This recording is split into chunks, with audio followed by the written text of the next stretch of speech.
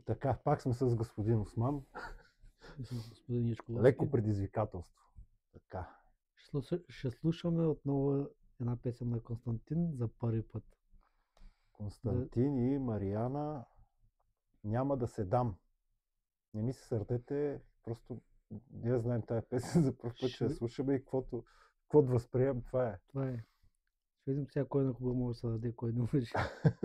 Няма да се дам. Айде да видим сега.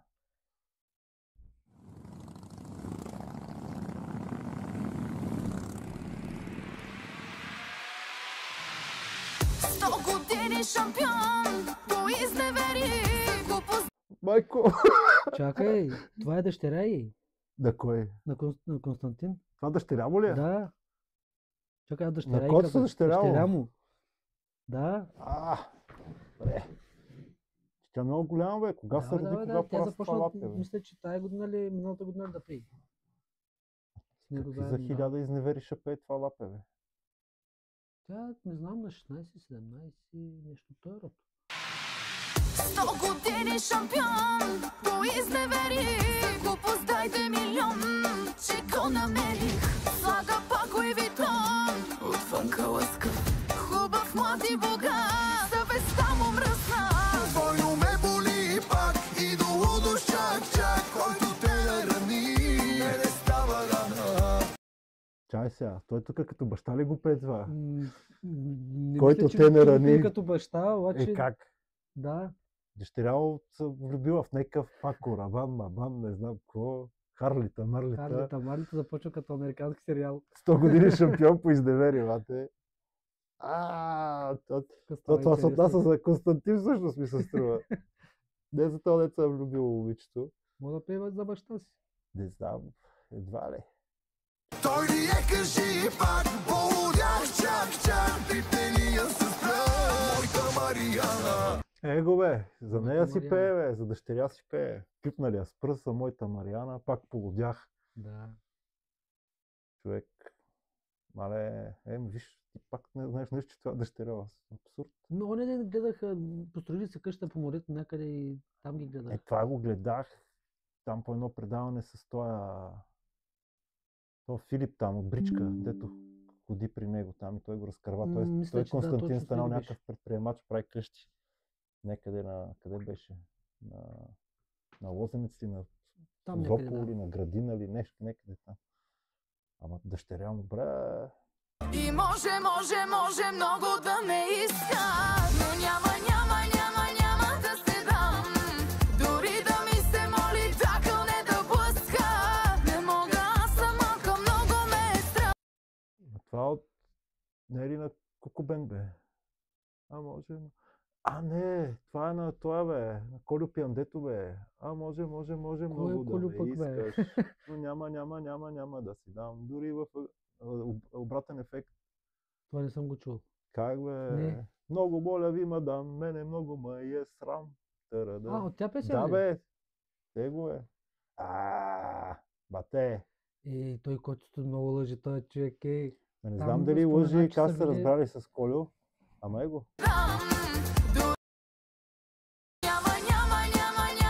Ето го, чакай. Може много да ме иска, но няма да се дам. Дори да ми се моли, така не да блъска. Не мога, аз съм малка, много ме е страм. Значи текста на Колю Пиандето в обратен ефект е може много да ме искаш, но няма да се дам, дори във ъгъла да ме притискаш, не мога, аз съм малък, много ме е срам. Да. А тук... Има... Коце, разбрахте ли с Колю, защото не знам. Тя ще му се обада. И може много да те иска, и не зная как ще тръгнеш някой ден. Аз зная само колко много забранявам, не дей да искаш само някой като мен.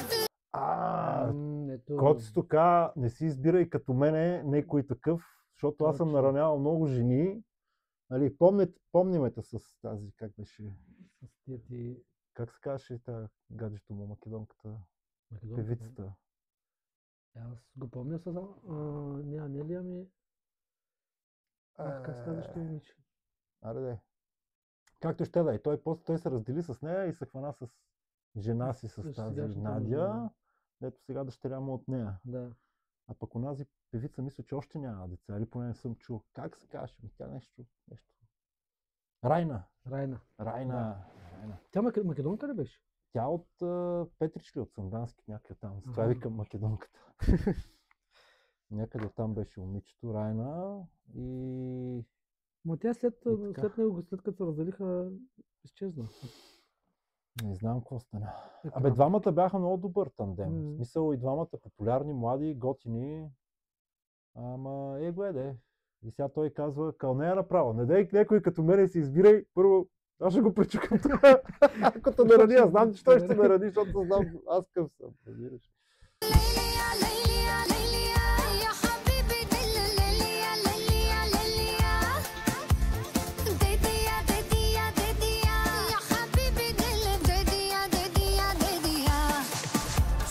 Ясно сега, нещо ще споделя. Леле, като си знам, че някога ще те дам. О, Боже, само като си го представя. За секунда този факт получавам инфаркт. Това е като, на женския татко, как съм и аз. Даже вчера имах един такъв майтап, защото имам една въздушна пушка, а тя буквално седи под спалнята и не знам. Жена ми говореше по телефона с някой и ставаше просто, че дъщеря ми ще излиза някъде голямата и ма ти купил ли си я пушка? Аз викам, да. Под спалнята. И жена вика, да бе, верно има тук пушка. Викам, само чакам някой пъпчивец тук да ми заставя на вратата. Ще го питам, знае ли я тази марка Браунинг. Тя въздушна пушка, ма няма значение. Няма значение, пушката си е пушка, да. Но този момент ще дойде. И всеки женски татко всъщност изпитва някакъв страх от... Вече не е страх, ама нали, този момент, в който ще му вземат дъщерята. Да. Нали. И коцето тук добре го пее. Нали. Ясно, коце. Колко пъти поред сме се карали с теб и колко пъти за глупости аз отвътре съм лед и казвам думи тежки и се заричам. Може и да отричам, аз на тебе приличам. Двойно ме боли пак и до лудост чак, който те нарани. Не става рана. Той ли е кажи пак, полудях чак, приптения се спра. Той ли я кажи пак, Демек, той го знае това, я казал 100 пъти, се не занимава с това, защото той е точно като него. Виж какъв е парадокса. Ако ти се харесваш тебе си като човек и дъщеря ти има гадже като тебе, ти би трябвало да си окей. Обаче той казва, не, той познава себе си много добре. Да, аз съм ти покука, не. Коце, Мариана. И може много да ме иска, но няма да се дам. Дори да ми се моли, така не да блъска. Не мога, аз съм малка, много ме е срам. И може много да те иска. И не зная как ще тръгнеш някой ден. Аз зная само колко много забранявам. Не дей да искаш само някой като мен. Значи това знае само колко много съм ранявал и другото, аз знам къв съм буклук. Така е. Трябва да коментираме тази песен по-добре и да му пратим какво сме коментирали. Не бе, това е първична реакция сега. Нито се познаваме с него, нито нищо. В крайна сметка възприемаме това, което виждаме и се пее. И като, аз специално за себе си говоря сега, като женски татко, нали, споделям тия тревоги. Само, че да кажем, че има един такъв сленг, нали, който се казва, нали, ти в разговор никога няма да кажеш, не го харесвам зетя, защото той като мене, аз много съм наранявал. Не, ще кажа, като знам къв съм буклук, па това прилича на мене, дъщеря да искам да го казваш Така че това не е буквално. Буклука би е, нали, някакъв такъв figure of speech.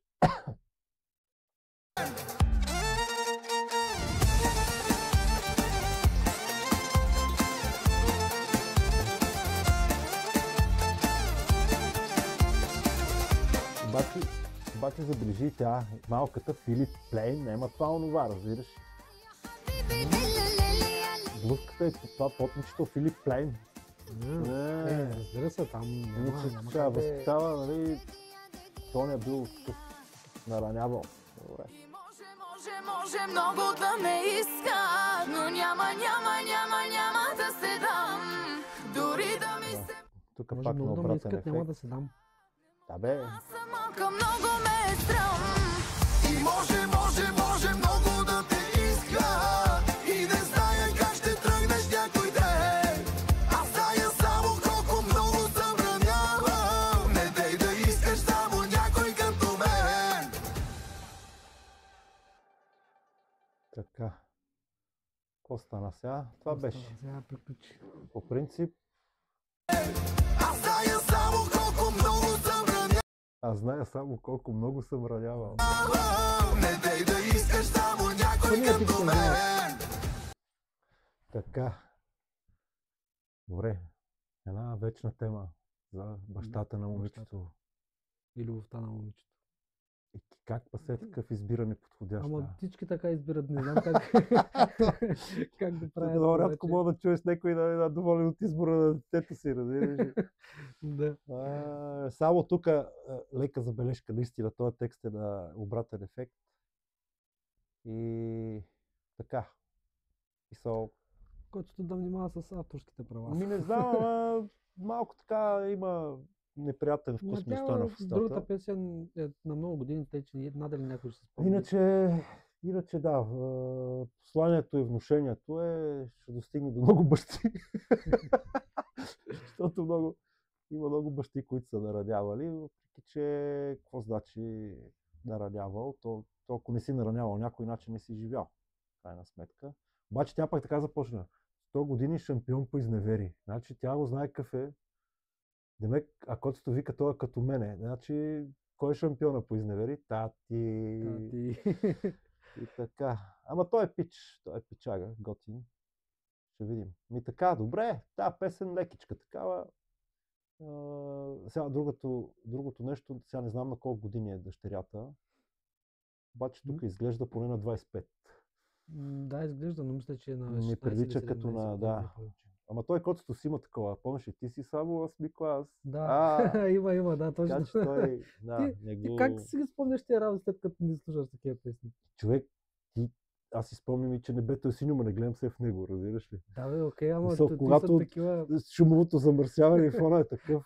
Нали, ходил съм по много кръчми, по много чолготеки, по един или друг повод. Даже не беше първата песен, мисля, че ти само 8 клас. Не първата. Не беше ли? Не. Аз котето съм го виждал в София, имаше една дискотека Орбита, но това било много давно. 2002 година, 2003 година. Той още не беше така тръгнал да става известен. Ама... Добре, а ти викаш откъде ги знаеш? Ами то на времето нямаше чак толкова много песни, чалга.